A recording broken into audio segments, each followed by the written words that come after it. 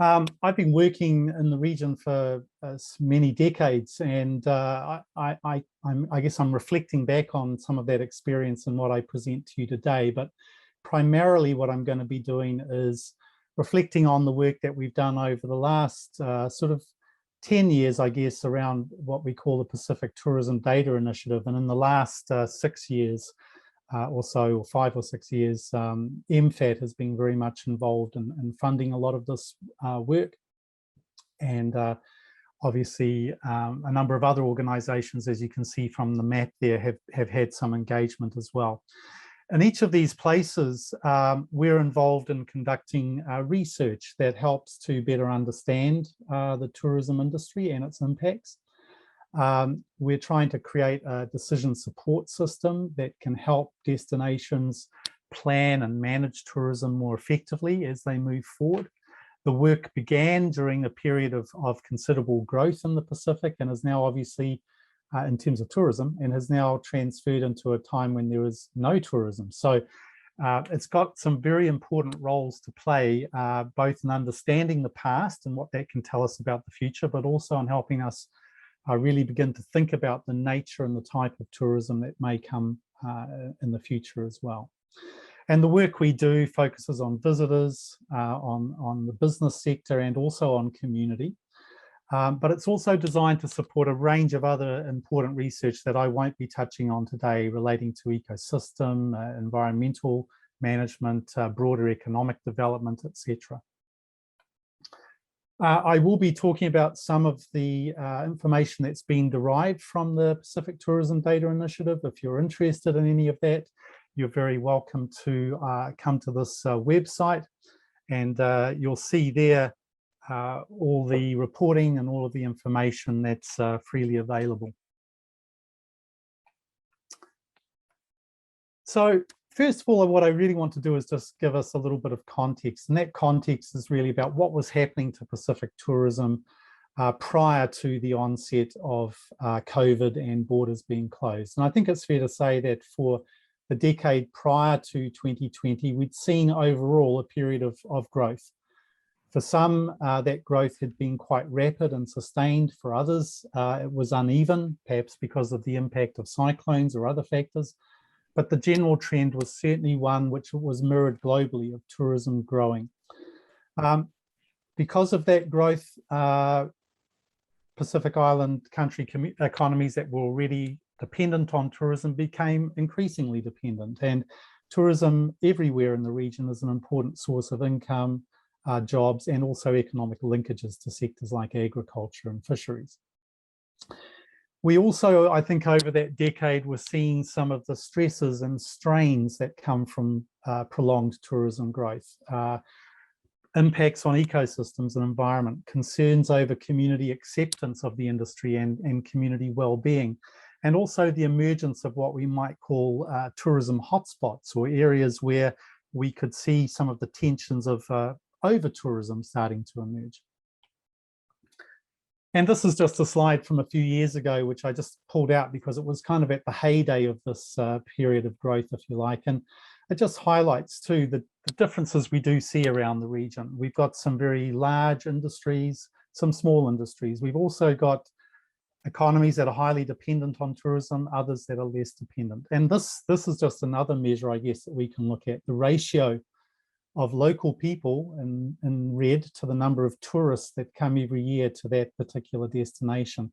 And you can see here again that in some areas like Papua New Guinea, tourism's role is relatively limited, whereas in a place like the Cook Islands, the number of visitors per year far exceeds, obviously, the resident population. So we've got a diverse region that we're talking about, but tourism is playing a role wherever we look, sometimes more significant than others. And of course, with the coming of COVID and the closure of borders, international tourism has really been facing what some have called an existential crisis.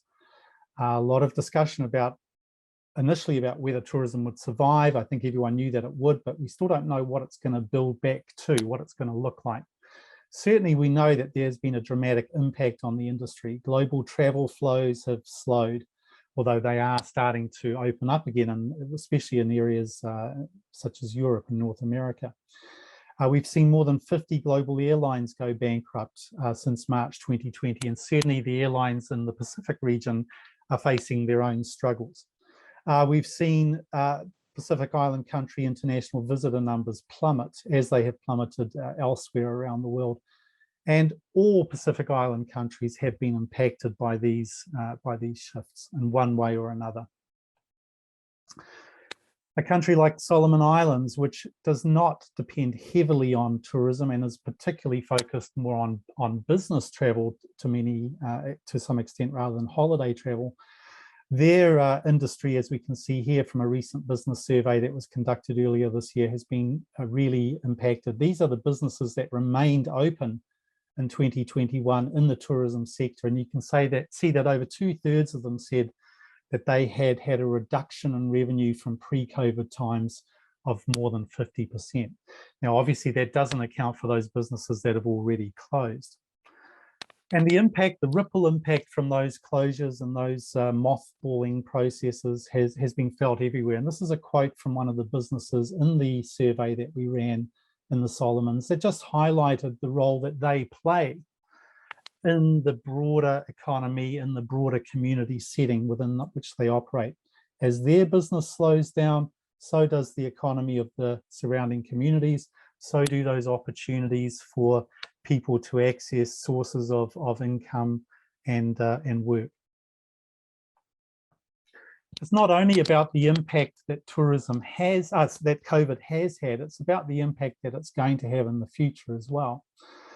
This is just a quick example of that. It shows time series data from the same type of business survey that we've been running in the Cook Islands now for 9 phases since 2016. And you can see here, this was just one of the many areas that businesses would talk about when we would ask them how they saw their business evolving over the next 5 years. And you can see that right through to the very last phase, phase 9, we had seen a continued level of confidence among Cook Islands businesses, not just tourism businesses, all businesses, that they were going to continue to see growth over the next 5 years. Phase 9, which we ran towards a similar time actually to now last year, shows just how dramatic the impact was there on business confidence. So that affects investment, it affects planning, it affects everything around tourism development and the opportunities that stem from it. So the impact's dramatic, but I think it's fair to say that we can all see a light at the end of the tunnel. Sometimes it may seem a little bit more distant or a little fainter, but I think it's in our nature as human beings to look for that light, and I think we are moving closer. For much of the Pacific, this period has been used as a chance to maybe try and rekindle or refocus on domestic tourism. Just like we've seen in New Zealand, it's become a little bit of a champion, a little bit of a cause célèbre. And there's no doubt that that has helped keep the wolf from the door a little bit in some of the destinations that we're talking about. Obviously, bubbles have been a real focus as well. And we've seen recently bubble open and then close in the Cook Islands. That's a model I think that we may see more of in the future, hopefully more open than closed, obviously. Vaccine rollout within the Pacific and also in many source markets has been moving more quickly in some places than others, obviously, but that's a positive sign. But then Delta has come in and added some uncertainty into that mix as well. Certainly overall, global travel projections are looking more positive for 2022 and 23. And I think many parts of the Pacific are hoping to see an opening of borders to some extent in the coming year. But of course, as that light gets closer and we emerge from the tunnel, we then have the question to ask, which path will we follow?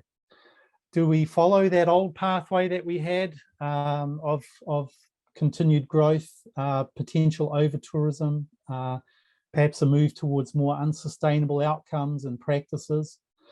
Do we instead take this chance to reimagine, reset, regenerate, think about a new focus for tourism strategies, an emphasis on sustainable tourism, smaller scale, higher value perhaps? Or perhaps the answer lies somewhere in between. Perhaps we're going to be taking a middle path that will be a bit of a mixture. That's kind of what I want to talk a little bit about now, is which path we're going to take and how we're going to inform, I guess, which path we take and how we measure our journey down that path.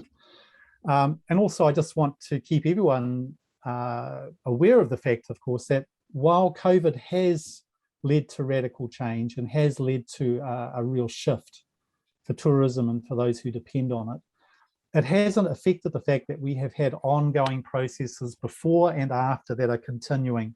Climate change, the challenges that all small island developing states face around resource transportation, limited domestic markets, those things are still there. So what COVID has been is a catalyst, I think. It's been a catalyst for us to rethink and to perhaps reset the course that we're going to take as we move forward. And we've been seeing this at a national scale within the Pacific and obviously at the regional scale too, where the SPTO and a number of other regional organizations and bodies have been really looking at ways to think about how the Pacific region is going to move forward.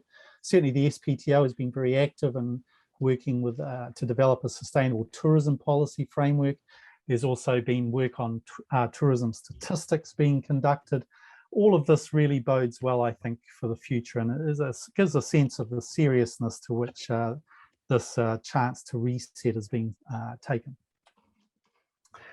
So where do we go to from here? What does this reset mean? How will we rebuild? What kinds of questions do we need to ask?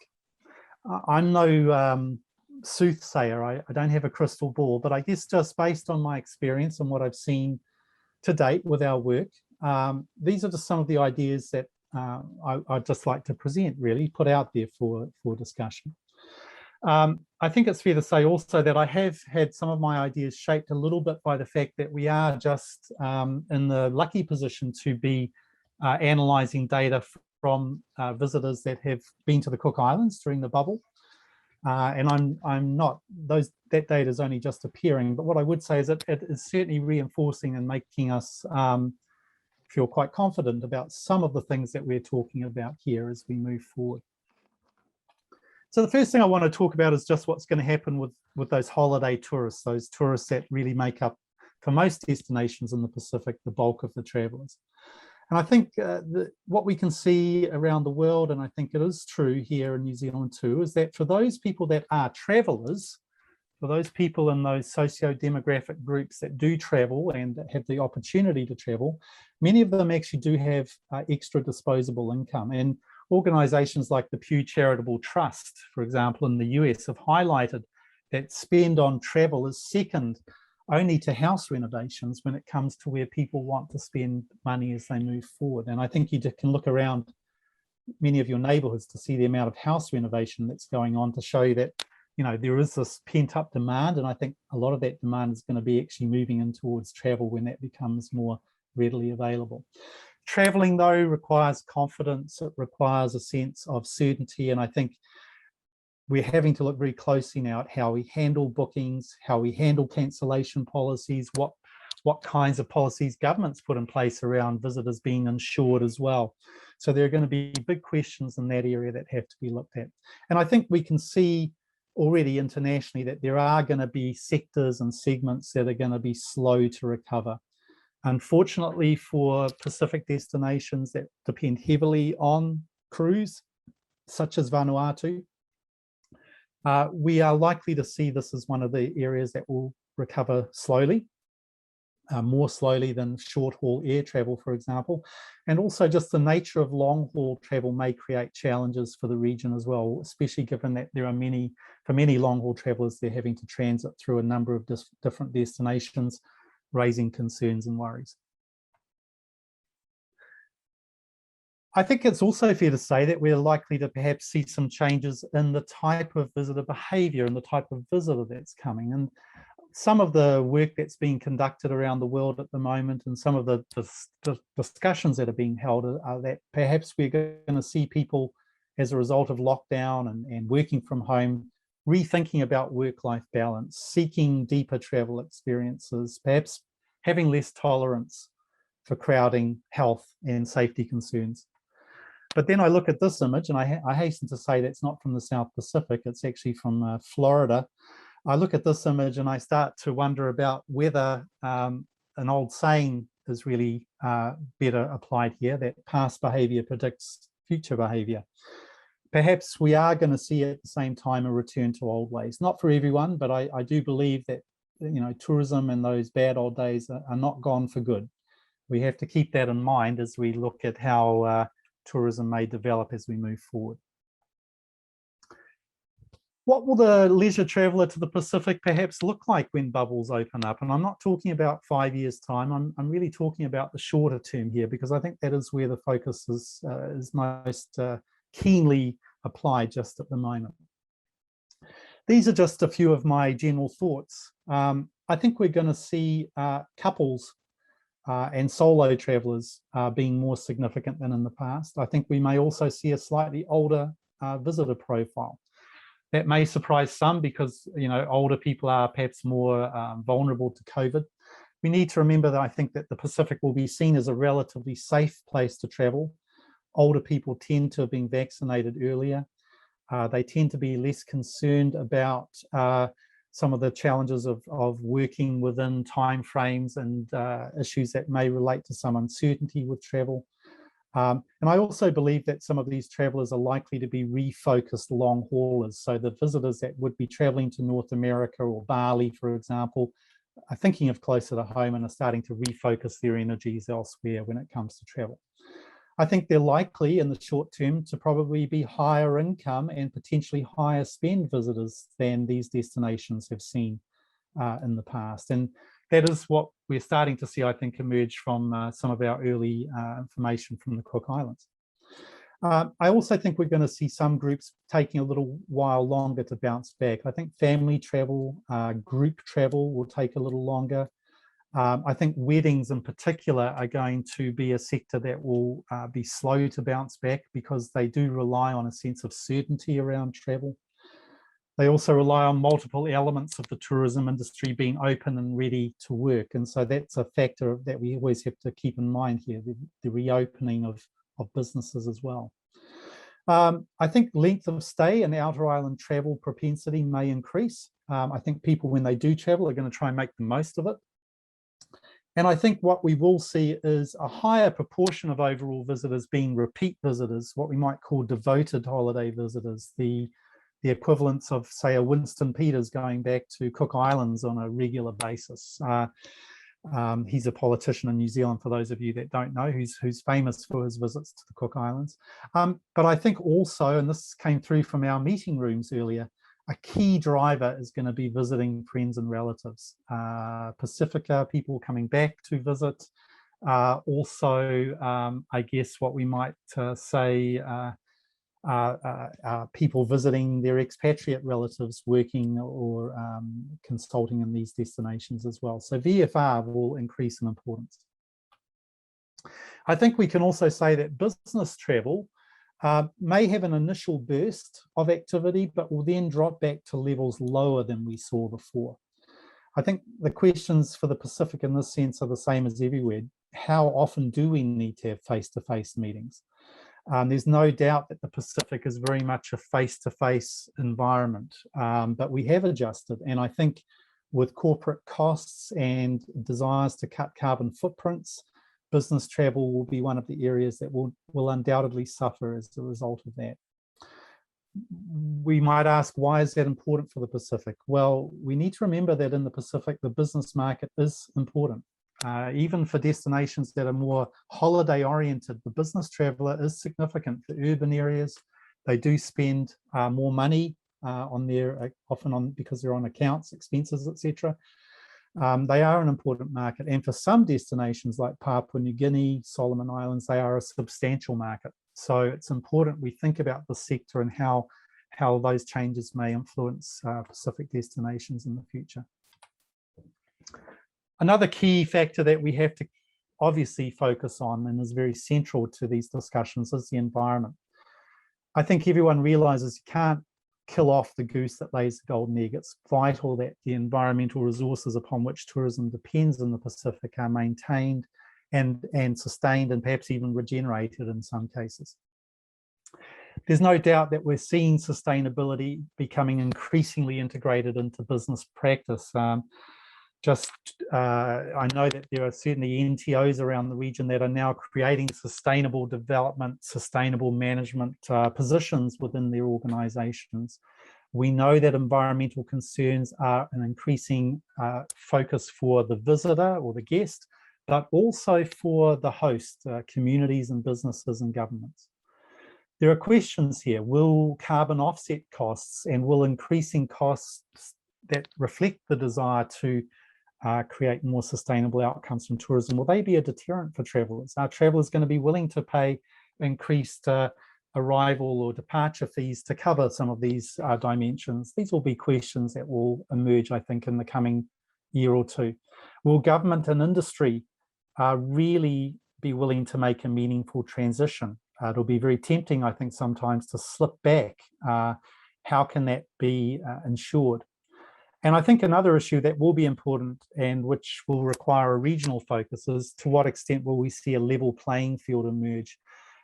We would be very, I think, in a dangerous position if we started to see some countries undercutting others because they were not perhaps applying some of those costs for visitors to meet, relating to meeting more sustainable development outcomes.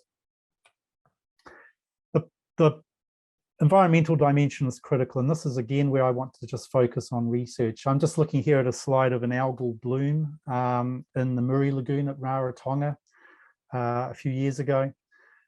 This is just some data from the Cook Islands IVS, which focuses on visitors' least appealing aspects, what they find least appealing about their visit. You can see here that there are two peaks where the typical sort of 7-8%, I'm sorry, I've lost the axis there. This typical 7-8% of visitors jumps up to 18%, 20%, and then around about 15%. That reflected the impact that this algal bloom was having on the visitor experience.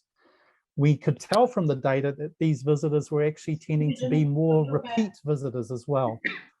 So the key thing here is that we want to be able to trace these things over time. We want to be able to understand the visitor perception of these environmental impacts. They can give us a very good sense of how the industry is performing. And in a sense, the visitor can almost become like a citizen scientist in terms of giving their feedback and information.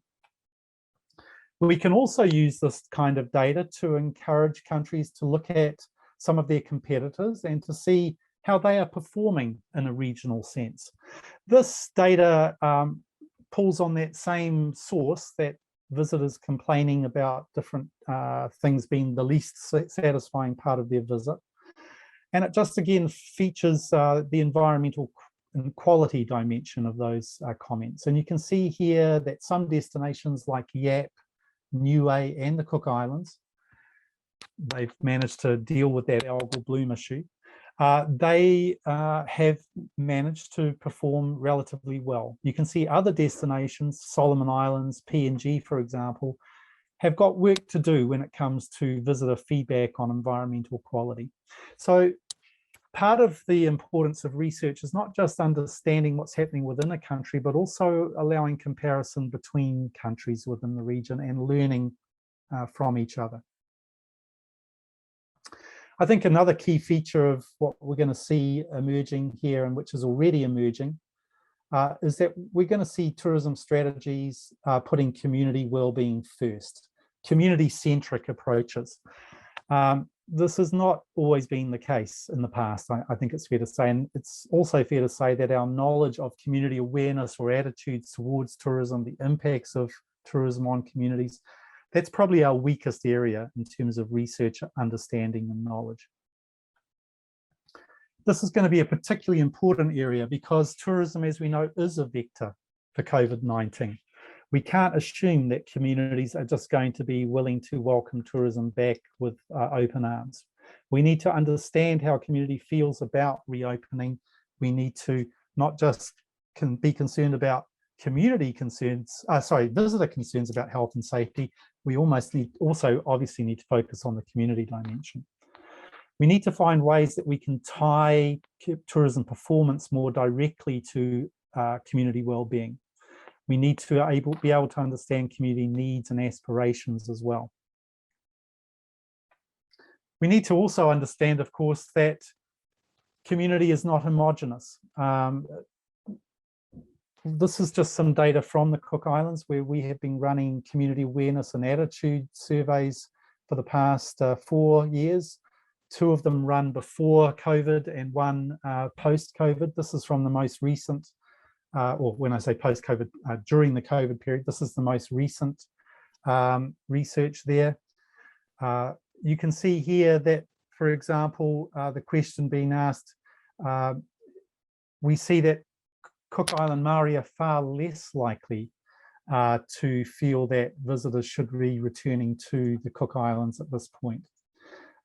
You can see also that it's the non-Cook Island Māori that are more confident or are feeling more willing to have those visitors return.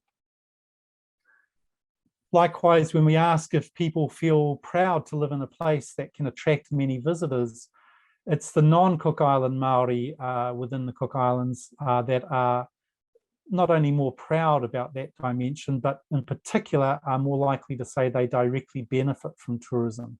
A key measure for tourism has to be to what extent do community feel they directly benefit from that sector. So with this kind of data that we can analyze over time, we can begin to measure the performance of tourism against some of these variables as well. And we can also look at other dimensions that are critical. Gender, for example, is a very important element to the work that we conduct as part of the Pacific Tourism Data Initiative. And here you can see that overall, when we look across a number of variables, women in the Cook Islands tend to be feeling less positive about tourism's benefits and feeling more acutely some of the negative impacts associated with tourism. So research can help us understand what's happening in a general sense, but can also help us dive down and understand variations, for example, within community settings.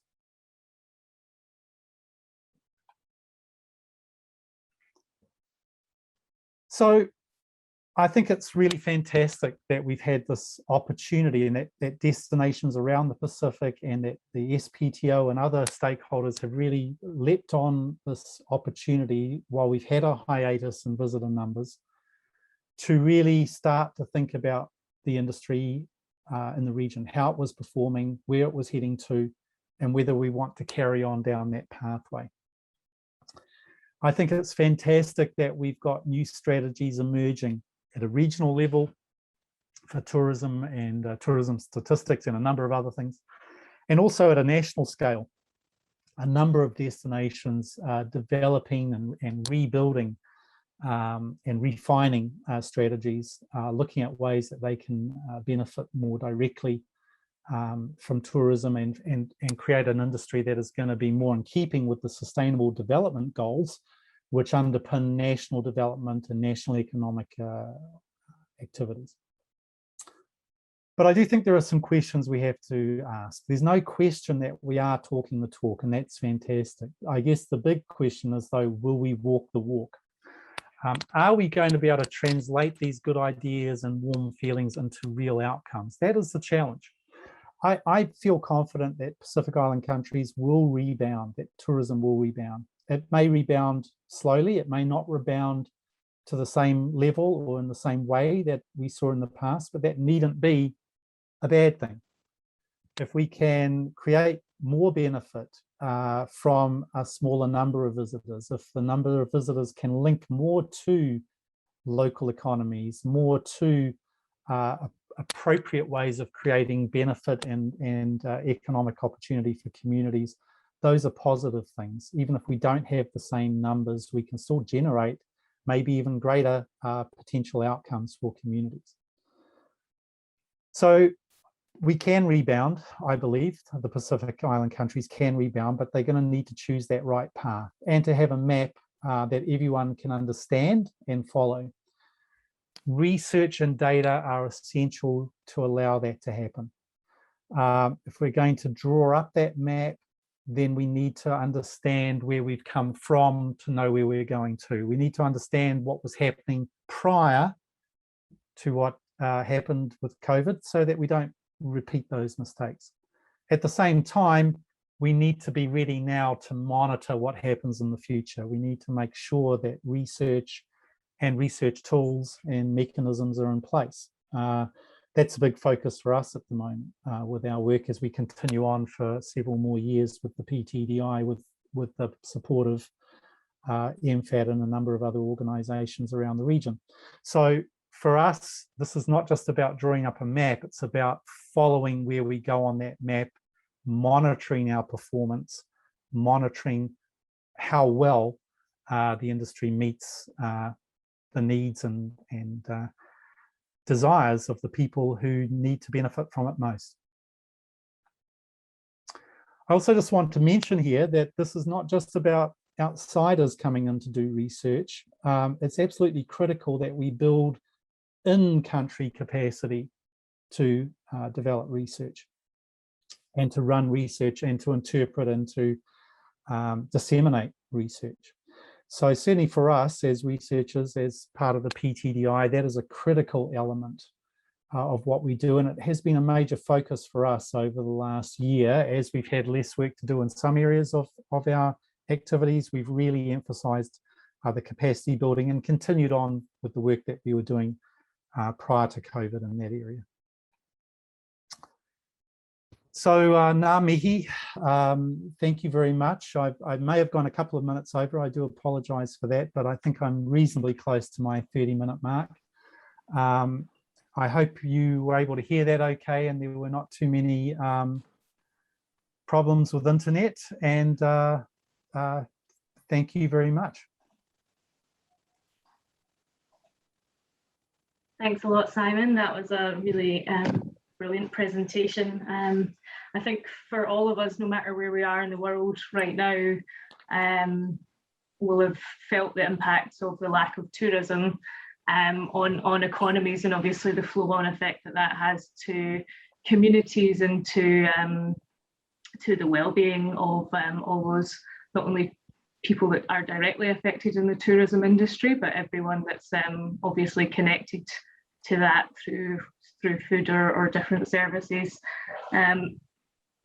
Interesting to see about what changes this crisis has brought upon the South Pacific and New Zealand. You know, reflecting on leisure travel, will we be different? Will we travel differently when you go with your families? Will you do things differently? I know my partner, he's just about to go to the States, and I'm very worried for him, and he's just bought a $100 mask, and I've told him, don't go shopping, don't go anywhere. You'll be doing online shopping and getting it delivered to your uncle's house. So, you know, our behaviour is going to change there. Really interesting as well about the, you know, potential for a loss of business travel, and what does that mean for those countries in the South Pacific like the Solomon Islands that might be more dependent on that. How should they plan? And I know that zooming around all the breakout rooms, we're all anxious, I think, to reconnect with our families overseas. And what opportunities does that present the Pacific with the VFR market? But I guess with COVID putting everyone in a bit of dire straits at the moment, it would be easy to forget about the environmental and the community concerns that were really apparent before COVID. And obviously our data and research showed that there was community resistance in New Zealand as well. Data and research has shown that. And obviously environmental concerns that we saw in the Pacific and around the world. So to not return to the old way of doing things while looking positively forward, and the role that insights have from being able to see where we were before COVID, to understand the effects of COVID and the changes, but also to give people that ability to manage tourism, to sort of think, reimagine where you want to go to, but also that role of research to actually roadmap out where, how will we arrive? Have we arrived at the destination? And how can we tweak things to make sure that we're going to get there? So Open the floor to some questions. Just Ailey, just if I could just reflect on those comments there. Something you did raise a couple of times made me realize I missed one of my key points. Okay. Just, you did allude a couple of times to New Zealand. I guess there was just one other thing I wanted to say, which is I've been talking about the Pacific, and we often think about the Pacific Islands as, well, they're a small bunch of countries, and they depend on tourism.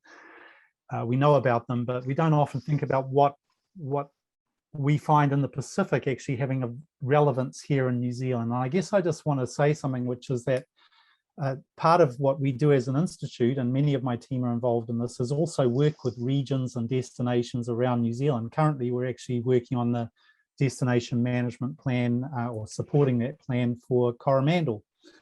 One of the things that strikes me is that the Pacific Islands and working in this small island environment can actually provide a real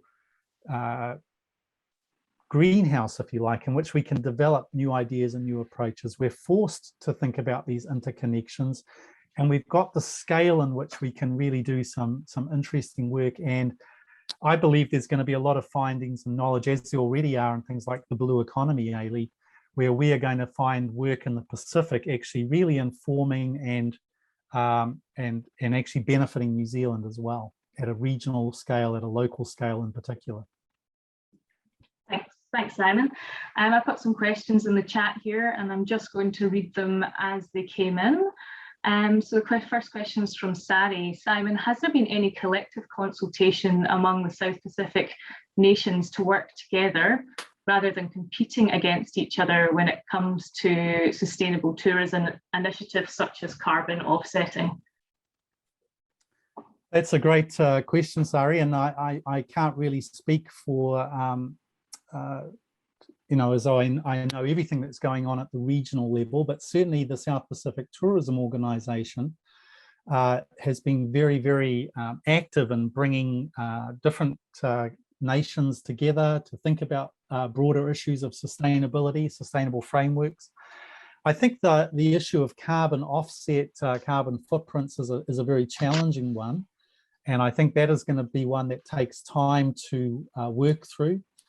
I was listening to a very interesting radio show the other day, actually, where the CEO of Unilever was talking about the challenge of actually really trying to label your product accurately in terms of its carbon impact. The challenge of trying to do that for a traveller going to the Pacific is also going to be quite significant. So there's going to be lots of work done there, but I would have to say, Sari, that there really is a very clear and strong focus on taking a regional approach, and that is something also that I think New Zealand MFAT is really pushing and driving as well. Thank you. And this one's from Gobi. Simon, do you think it is premature for destinations to be using the pause in travel as an opportunity to market and promote, or should they instead be focusing on meeting new preconditions for travel, such as health and safety, while supporting tourism businesses to survive through the current economic storm? In your view, what should be prioritised? Well, that's a great question, Gobi, and I've actually seen recently, I think, some interesting marketing material that coming out for Timor-Leste from memory. I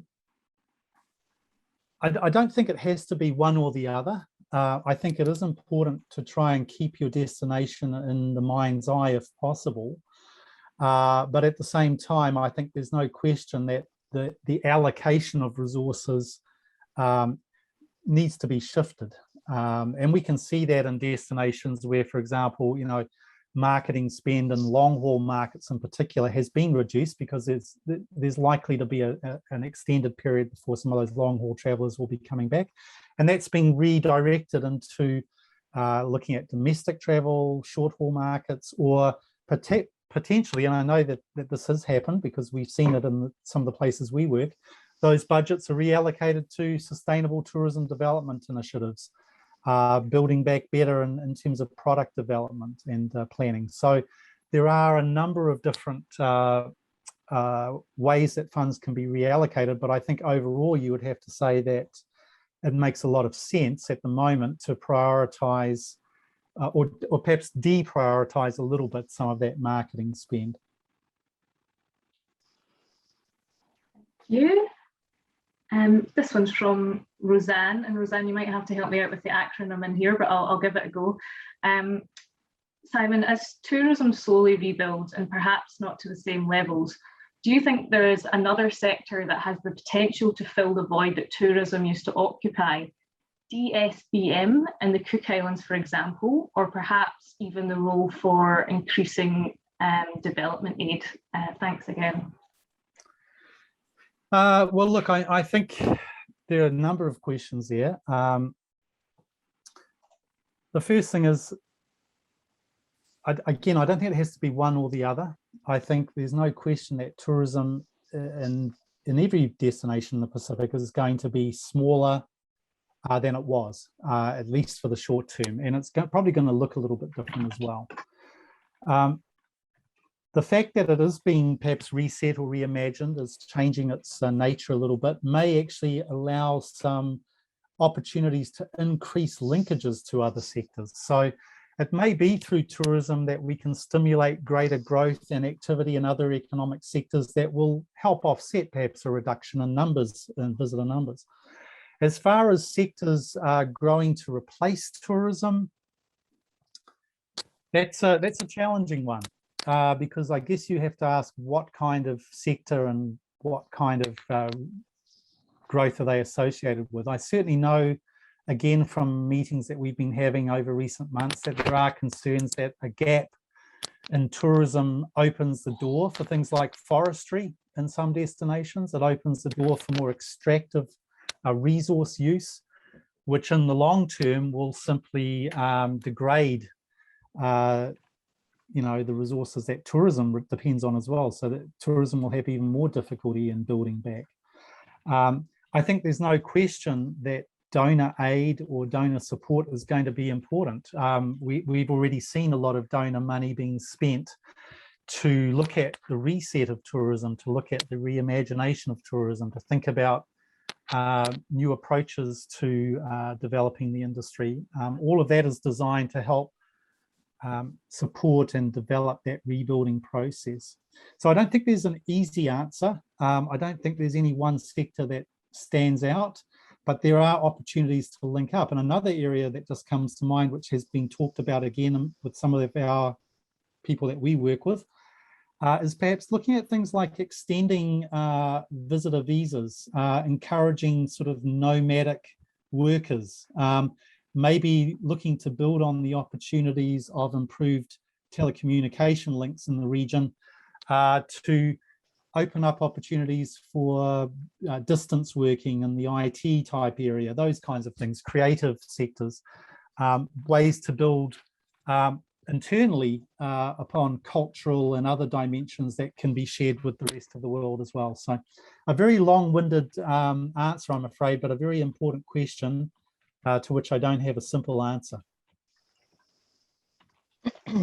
John F. I just had a really good question come through from John F. I don't know if he's able to unmute and ask it. I can ask it, John, if you've got technical difficulties there. Would you like me to ask it? Yep. Okay. I think John's not muted. It's not unmuted, so it might be easier, Ailey, for you. Unmute, John. Unmute. Perhaps just ask Ailey. Maybe. Oh, no, there's John. There he is. Oh, there he is. Yeah. My question is more about COVID and vaccines, and it all relates to the redevelopment or the reconstruction of tourism. Is that given the large number of vaccines currently in use around the world, and there are many more being developed, I think at last count there's somewhere around about 100 that are either on the market, in production, or in research labs, and the varying effectiveness of many of these. What sort of coordination is going on around the Pacific, particularly in relation to tourism, around vaccine policy, vaccine passport policy? I mean, the notion of people being vaxxed is a very simple notion on its own. I think it's going to become much more important about what people have been vaxxed with. Not all vaccines are not the same. We've got at least 5 vaccines being used in Thailand, and we already know that 2 of them are very, very low effectiveness. And everybody who's already had those 2 is now getting a booster shot of Astra or Pfizer. Yeah. That's a great question, John. Thank you. And it's one I've actually been pondering a little bit as well. One of the things that we're focused on at the moment is actually working with our partners in the region to develop greater insights into how visitors feel about COVID, how they feel about the experience of visiting a country during a bubble. This has been a focus for us in the Cook Islands just recently. And we do know that there are some concerns and uncertainty emerging, not just around vaccines, but also around things like tracing approaches, the kinds of apps you can use to show where you've been and how they work. All of those other things are coming through. In fact, we see that in some of the initial feedback we're getting through our work in this space. I'm personally, I don't want to get into all the politics, etc., but I'm actually very pleased that New Zealand has made the approach of going with one vaccine, Pfizer vaccine. Australia has obviously made that shift more recently as they struggled with some of the challenges with AstraZeneca. I know that in Canada, there have been, just a place that I follow closely, there have been some issues with people not being allowed into certain events because they do not have the right kind of vaccine. And obviously in Canada, just in the last week, we've seen both Quebec and Ontario introduce a domestic vaccine passport, one that allows people to get into concerts or to certain activities in that way. I think we're going to see this whole area developing very quickly. But at the moment, I just think it's not a priority for destinations where the borders are still closed, but it needs to become one very soon. Sure. Yes. And there's definitely a need for that regional coordination. Yes. And it's not just about what the visitor has, it's what the host country has as well. Exactly. So a destination like the Cook Islands has received Pfizer. Other destinations in the Pacific are receiving AstraZeneca. There's a mixture there. So there's some big questions going ahead, I think. I work in a medical school here with a very large hospital, 1,500 bed hospital. So you can imagine the staffing for that. And they very quickly got everybody double vaxxed.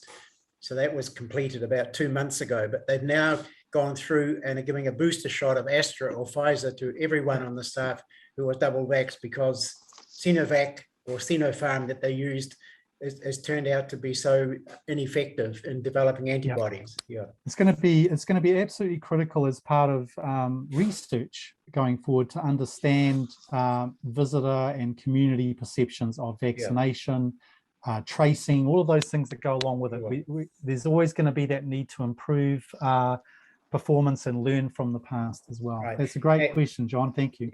And to coordinate with the health and the tourism agencies about the quality of the vaccine.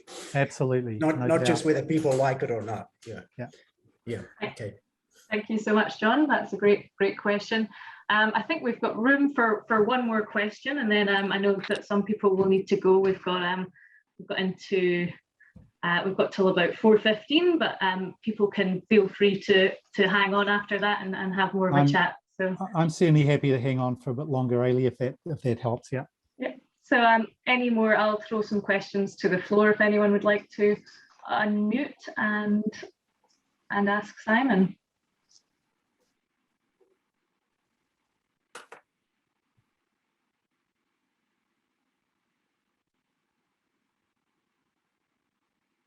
Oh, Jane? Yes. Yes, Jane. Okay. Following on from the medical question, I wondered whether the increased costs of travel insurance was going to have an impact on some of the international visitors to the Cook Islands. I mean, it might be different for VFRs, they might not be quite so anxious, but I think overseas tourists might want medical evacuation, whereas in the past they might not have been quite so bothered about that. Do you think that's going to be a factor? Yeah, I think as I mentioned in one of the slides there, Jane, I think this area around cancellation policy, insurance is going to be a big area as we go forward. The Pacific is in a relatively good space, although not entirely, of course. We look at places such as Fiji or French Polynesia, but in general, there hasn't been a large number of COVID cases. People have some level of confidence, I guess, that they're not heading into a place like Ailey was mentioning earlier on, like the US. I think at the moment, what we are seeing is that there's actually there appears to be quite a significant boost in the sort of income and household income of the visitors coming. I think people have got some money up their sleeve to travel. I think they're keen to find ways to use that money to vacation, even if they can't go elsewhere. So I don't think the cost of that insurance should be such an issue, to be honest, not at this point. Maybe as we start I was wondering into, about, because the costs are higher the older you are. Yeah. And those people might be more prone to a bad dose of COVID if they do get it. All I can say without going into too much detail, Jane, because it's early point, is that doesn't seem to be what's coming through at the moment from our work. But it could well be an issue. As I said, I think this will be an issue that will depend very much where you're going to in the Pacific and what the situation is there with COVID as well. Yeah. There's no question that uncertainty and worry is going to be part of tourism for the coming time.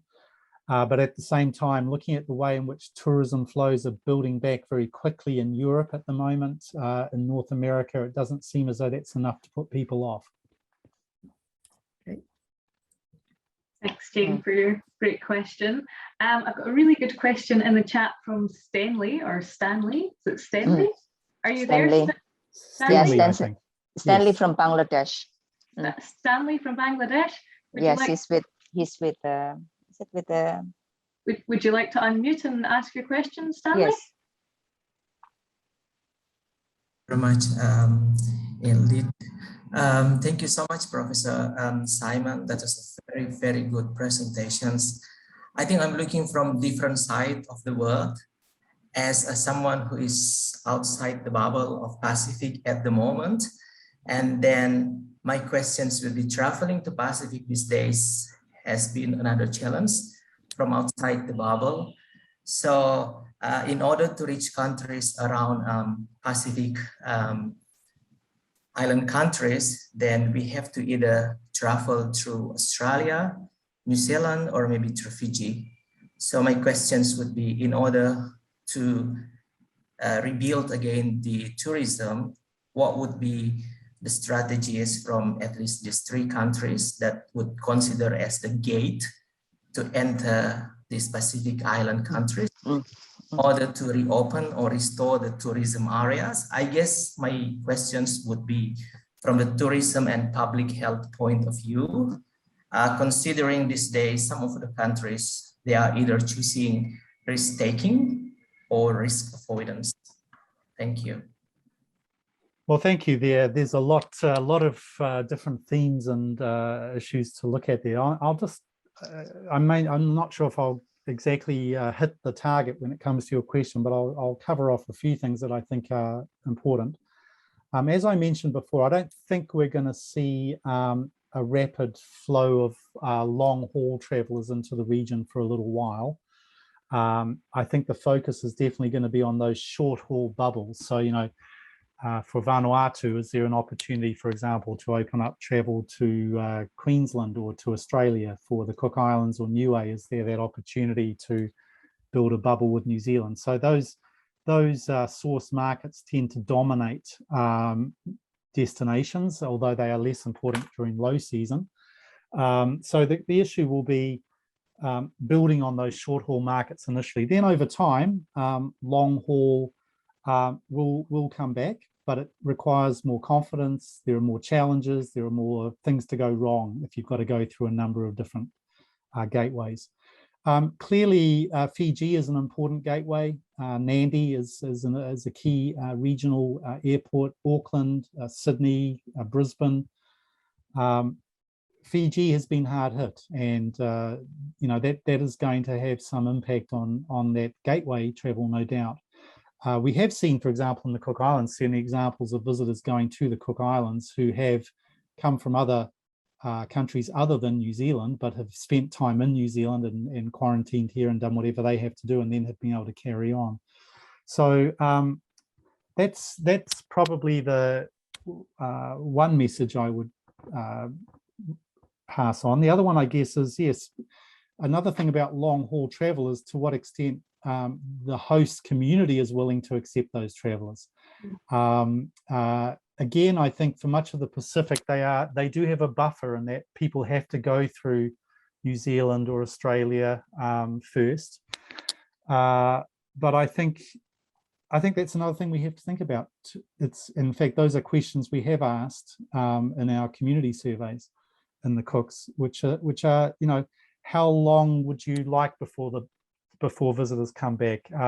Which type of visitors would you like to have come first? Not only that, but do you want the visitors to only come perhaps to your main island and not go to the Pāinua in the Cooks, or to the outer islands or the outer provinces of Solomons or Vanuatu? There's a series of questions there. I think what we can say overall is that for the time being, the focus is going to be very much short haul for the Pacific destinations. Thanks, Simon, and thanks, Dan. Thanks for that question. That leads on us really well to Patsy's question, which she asked in the chat about community wellbeing needs to be determined by communities, and you just talked about the Cook Islands there, and what conditions under which communities would welcome tourists back. And she asks about, do you think this should also include vaccine efficacy or efficiency? Efficacy, yeah, sure. I think. Yeah, I think just to the first point, I think it's absolutely vital that any work that looks at community well-being is work that is co-developed and is incorporating what community wants. That's absolutely critical. So a lot of research that needs to be done is actually just looking at that very question, and then looking to develop suitable indicators and to understand what's important as we go forward. There's no question that there need to be questions. No question that need to be questions. There are questions that have to be asked for sure around community willingness to open up to travel. It's a double-edged sword. Community understands very clearly, if I just look at the Cook Islands again, community understands very clearly that tourism is absolutely vital to the economy and to their livelihoods, but at the same time, they know that it can be a vector for this disease. So there's a balancing act. Cook Islands opened up relatively early to the bubble. Other destinations are certainly looking to wait until they have very, very high levels of vaccination within their own countries before they open up. There are certainly, no doubt, as we heard earlier, there are going to be questions around vaccine efficacy. We may well, even with a Pfizer, we may well say, oh, well, we've had our 2 doses, but maybe in 6 months' time, the question is going to be, well, not are you fully vaccinated, but have you had your booster? And also, of course, we know that Delta isn't going to be the last letter in the Greek alphabet that's going to be used to denote new variants, unfortunately. So there's going to be a changing situation all the time. I think it's going to be a challenging one, and there's going to be some mistakes made along the way, hopefully nothing too major. We're going to need to learn from those mistakes quickly.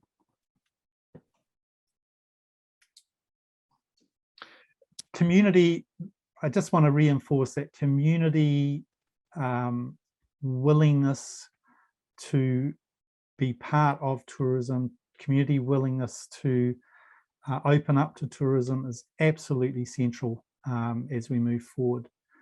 And it has been interesting for us in the work we've done over the years that MPI has been quite interested in New Zealand to understand, that's a Ministry of Primary Industries, to understand some of this information too. As borders open up, they want to know more about what visitors bring with them and take away, and they also want to know more about, again, community feelings about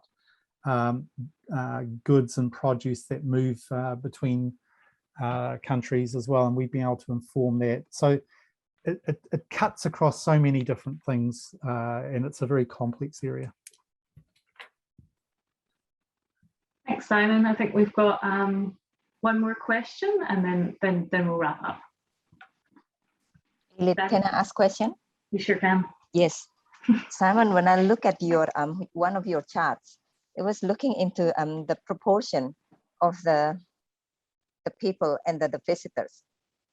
And there are 3 countries that come to my mind was Niue, 1 to 10, Cook Islands 1 to 12.5, and Fiji 1 to nearly 1 to 1. So in that sense, I think I have 2 questions here. So first, I would see that the population is becoming a small, important. I mean, the people there compared to the people who are visiting. So yeah, so that's just it's a very crude way of just thinking about what we might call over tourism. Yeah. You know, you look at New Zealand, for example, and you can see in that figure way back a few years ago, it was, I think, 0.7 to 1. Yeah. And obviously it grew beyond that by 2019, but we know that within our country, a destination like Queenstown, for example, or Wanaka has far greater pressure of visitor compared to their local population than even a city like Auckland. So the bottom line is, this was just a way to show that, one, there is a real variation in the size and type and nature of tourism around the region, and that one measure that we can think about is this ratio. How high can that ratio grow before you're reaching that tipping point, before your carrying capacity is exceeded?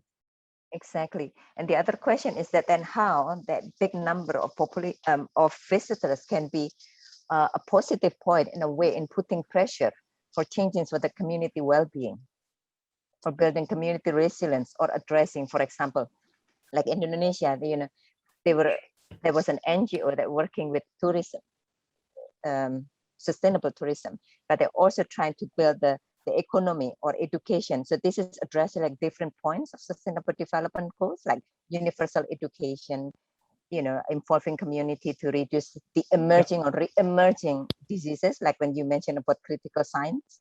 Yeah. Yeah.